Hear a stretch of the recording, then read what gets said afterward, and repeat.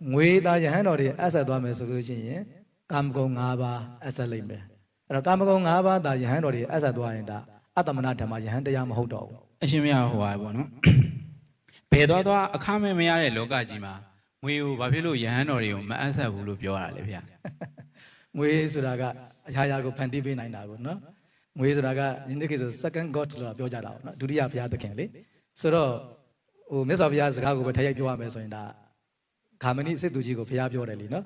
ဟိုဂါမဏိစစ်သူကြီးကသူကငွေမလူကောင်းတဲ့ဘက်ကနေသူကဆွေးနေတာပေါ့အဲ့တော့သူပြောတဲ့စကားမှားသွားမှာဆိုလို့မြတ်စွာဘုရားကိုပြန်လျှောက်တယ်ကမြတ်စွာဘုရားကမမှားဘူးမိမှန်တယ်အဲ့တော့ငွေသားယဟန်တော်တွေအဆက်သွားမယ်ဆိုလို့ရှိရင်ကာမဂုဏ်၅ပါးအဆက်လိုက်မယ်အဲ့တော့ကာမဂုဏ်၅ပါးသားယဟန်တော်တွေအဆက်သွားရင်ဒါအတ္တမနာဓမ္မယဟန်တရားမဟုတ်တော့ဘူးနော်ယဟန်တရားမဟုတ်ဘူးအဲ့တော့ယဟန်နဲ့ကာမဂုဏ်၅ပါးဆိုတာမသိတော့ဘူးမလဲဆက်ဘူးလေမလျော်ဘူးလေအဲ့တော့ဒီကာမဂုဏ်၅ပါးကိုဒီပတ်စံကဖန်တီးပေးနိုင်တယ်အဲ့တော့ငွေမရှိတဲ့သူနဲ့ငွေရှိတဲ့သူကအများကြီးกว่าတာလေငွေရှိလို့ရှိရင်ဒါစိတ်တွေဖောက်ပြန်သွားပြီးတော့မတော်တဲ့နေရာမှာသွားသုံးနိုင်တယ်ဆိုတော့ငွေရှိတဲ့အခါကျတော့ဦးဇင်းတို့လည်းရင်လည်းပြောဖို့ပါတယ်ငွေရှိတော့ဘာဖြစ်လဲလောင်းဝစားတွေလုပ်လို့ရတယ်ဒီနေ့ဘုန်းကြီးသင်္ကန်းဝတ်ကြီးနဲ့လောင်းဝစားလုပ်တာလည်းကြားနေရတယ်လေအစိုးဆုံးကတော့ယဟန်အတုတွေပေါ်လာတာပဲလေ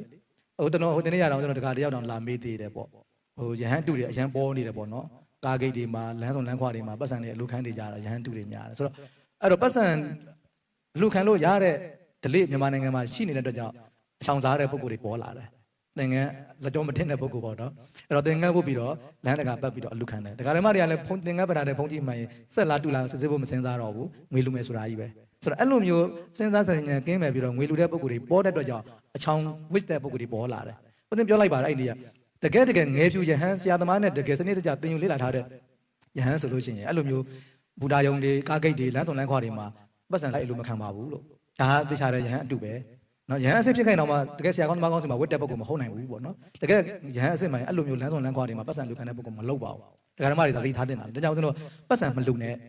ပစ္စည်းလေးပါလူတချို့ဦးဇင်းတို့ပြောတယ်အားတဲ့ဈေးထဲမှာပေါ့နော်ဟိုဖက်နဲ့ပြတ်သွားတယ်ဆိုပြီးတော့ပတ်စံလာတောင်းကြတယ်ဗောဒကာကြီးတို့ဒကာမကြီးတို့ကိုရင်ဖက်နဲ့ပြတ်သွားလို့ပါဦးဇင်းဖက်နဲ့ပြတ်သွားလို့ပါဖက်နဲ့ဘိုးလေးလူပါအောင်ဆိုတော့သူကဟိုသူ့လည်းဖက်နဲ့ဘိုးလိုက်လူခံဒီသူ့လည်းဖက်နဲ့ဈေးတစ်စုံလည်းနှံ့နေပြီတော့ဖက်နဲ့ဘိုးကလည်းမပြီးနိုင်တော့ဘူးသူဖက်နဲ့ဘိုးကဆိုဦးဇင်းအကြံပေးတယ်တကယ်သူဖက်နဲ့ပြတ်ဖက်နဲ့လိုချင်တယ်ဆိုရင်ဖက်နဲ့ကပ်ဝယ်ပေးလိုက်ဖက်နဲ့ကပ်ပြီးပေးလိုက်သူ့ဆိုင်နဲ့တန်တဲ့ဖက်နဲ့ကိုပေးလိုက်အဲ့တော့တကယ်ဖက်နဲ့လိုချင်တဲ့ပုဂ္ဂိုလ်ကဖက်နဲ့ရရင်ကျင်းတဲ့ငွေမလိုချင်ဘူးဟုတ်နော်အဲ့တော့ဆုံးဖုံးပေးရတဲ့ပုဂ္ဂိုလ်ဆုံးဖုံးလေးလူပါအောင်ပြောရင်ဆုံးဖုံးမလူနဲ့ဆုံးကတ်လိုက်ဦးဇင်းပြောတာဆုံးကတ်လိုက်ဖက်နဲ့လူပေးလိုက်အဲ့ပတ်စံတကယ်လိုချင်တဲ့ပုဂ္ဂိုလ်ကမဟုတ်ဘူးသူကပတ်စံရအောင်တောင်းလိုက်မယ်သူကဟာဦးစင်ကိုယ့်ကိုဝယ်လိုက်မယ်လို့ပြောလိုက်မယ်သူကနော်အဲ့တော့ဦးစင်ကိုယ့်ကိုဝယ်စားလိုက်မယ်ကိုယ့်ကိုဝယ်လိုက်မယ်လို့ပြောလိုက်မယ်ဘာလို့သူပတ်စံလိုချင်တာလေဖက်နဲ့လိုချင်တာမဟုတ်တာအဲ့တော့ဦးစင်အကြောင်းအဲ့လိုယဟန်အတုတွေပပြောက်ဖို့အတွက်ကဒကာဓမ္မတွေစဉ်းစားသင့်တယ်လေဒါကြောင့်ဦးစင်တို့အဲ့လိုလမ်းဆောင်လမ်းခွတွေဈေးတွေမှာလိုက်အလူခံနေတဲ့ဟာမျိုးကိုဦးစင်တို့အာမပေးသင့်ဘူးဘာလို့အစစ်ထက်အတုများတယ်အဲ့ဒါတွေကဒါကြောင့်တကယ်ဒုက္ခရောက်နေတယ်ဆိုလို့ရှိရင်ခုနဆုံးကပ်ပေးလိုက်ပါဖက်နဲ့လူပေးလိုက်ပါဟုတ်လားအဲ့ဒါမျိုးပေါ့အဲ့တော့တကယ်ပတ်စံလိုချင်တဲ့ပုဂ္ဂိုလ်ကြတာမဟုတ်ဘူးအဲ့ဒီဖက်နဲ့ကိုတမင်တကာဖြတ်တယ်ကိုနေရလူခံဒီနေရလူခံတော့ဒကာဓမ္မတွေကအဲ့ဒါဦးဇင်းတို့ဒီနေ့မနေ့တောင်တရားဟောခဲ့သေးတယ်ပညာဗုဒ္ဓဘာသာဝင်တွေအားနည်းနေတာအဲ့တော့တတ္တာဗုဒ္ဓဘာသာဝင်တွေအားကောင်းတဲ့ခါကျတော့အတုတွေကလည်းထကြွလာတာပေါ့နော်အဲ့ကြောင့်တို့ပတ်စံရှိတော့ခုနနောက်ဆုံးခုနသာသနာဖြတ်တဲ့ပုဂ္ဂိုလ်တွေသာသနာအတုယဟန်တုတွေပေါ်လာတယ်နော်ဒါတာရကတစ်ခုပြောပြတာလေပတ်စံရဲ့အန်ဒရယ်ကိုပြောပြတာလေပတ်စံကြောင့်ယဟန်တုတွေပေါ်လာတယ်နော်အဲ့တော့ငွေလိုချင်လို့စီးပွားရေးလောက်လာတယ်နော်အဲ့လိုမျိုးဖြစ်လာတယ်အဲ့တော့ဦးဇင်းတို့အရာရာမှာဦးဇင်းတို့နောက်ဆုံးဘယ်လောက်တောင်ဖြစ်လာလဲဆိုပြပြမယ်ဆိုရင်ဦးဇင်းတို့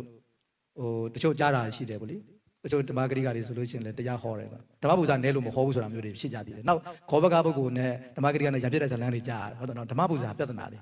ငွေပြဿနာတွေလေဆိုတော့မဖြစ်တဲ့ကိစ္စတွေလေအဲ့တော့ခောဘကဓမ္မပူဇာအကုန်မပေးလို့ဓမ္မဂရိကနဲ့ရံပြတဲ့ဇလန်းတွေဆိုတော့ဒါတွေအားလုံးကငွေကိုအခြေခံပြီးတော့ယဟန်တစ်ပါးအနေနဲ့မဖြစ်တဲ့ပြဿနာတွေဖြစ်လာတာပဲနော်အဲကြောင့်ဦးဇင်းတို့ကမြတ်စွာဘုရားက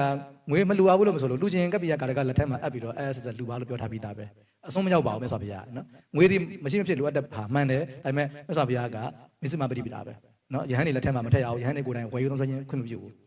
ဦးဇင်းခဏခဏပြောနေတာလက်ထက်မှာငွေရှိတယ်ဆိုလို့ချင်းနောက်ဆုံးပုံပြောမယ်ဆိုရင်လူခိုးထွက်ပြီးတော့မာတုကမှတော့ပြောလို့ရတယ်ဟုတ်တယ်လားသဖြင့်တူတွေဝယ်မယ်အင်ဂျီတွေဝယ်ပြီးတော့ထွက်လာပြီသူကမသိလိုက်ဒါမျိုးတွေဦးဇင်းတို့အများကြီးကြားနေရတယ်လေအားလုံးချိန်ခဏလိုက်ရင်ငွေပဲငွေသားလက်ထက်မှာမရှိရင်ဒီလိုမျိုးလုပ်ဖို့စိတ်ကူးမှာမဟုတ်ဘူးဟုတ်တယ်နော်ငွေမရှိတဲ့ယဟန်တစ်ပါးအနေနဲ့လူထက်ဖို့လုံးဝစိတ်ကူးမှာမဟုတ်ဘူးလက်ထက်မှာငွေရှိတော့ငွေအားကိုးနဲ့လုံရဲတယ်ဟုတ်တယ်လားနောက်ဆုံးခုနအရက်ဝယ်တောက်တာတွေပါဖြစ်လာတာဟုတ်တယ်လားကျောင်းသားကပ္ပိယပေါက်ဝယ်ခိုင်းထားတယ်ဆိုတော့အားလုံးပါလဲငွေကြောင့်ဖြစ်တဲ့ပြဿနာတွေအဲကြောင့်မြတ်စွာဘုရားအဲကြောင့်ငွေကိုပယ်ခဲ့တယ်ဆိုတာအဲ့ဒါပဲနော်ငွေကင်လိုက်တော့အပြင်တခြားတီလာတွေနောက်လျှောက်ထက်ချောက်ကျိုးပြီ